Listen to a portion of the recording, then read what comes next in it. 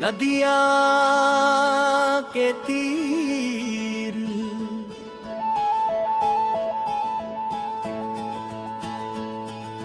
मुखड़ा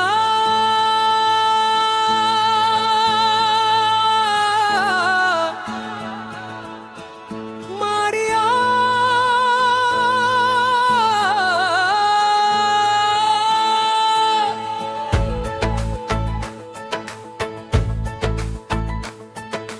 नदिया के तीर मन समझा के बेरा तोरे संग लागे जिंदगी ये घनेरा।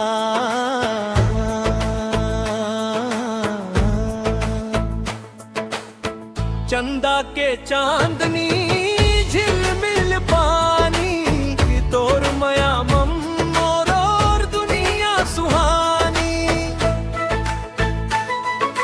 नदिया के लहरिया धीरे धीरे गावे तोरे चे नाम लातानम मन सुनावे।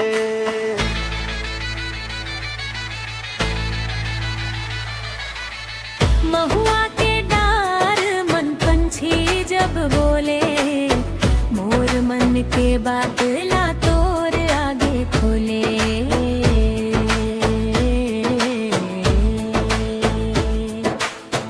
नदिया के तीर मन समझा के बेरा तोर संग कट जाही जन्म ये मोर सारा।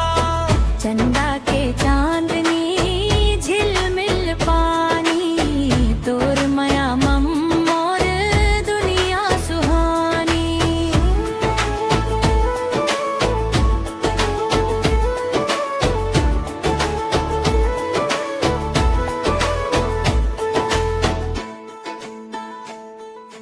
गाँव के गली मन तोर संग चलहूँ सुख दुख के रास्ता मन हाथ ला धरहूँ।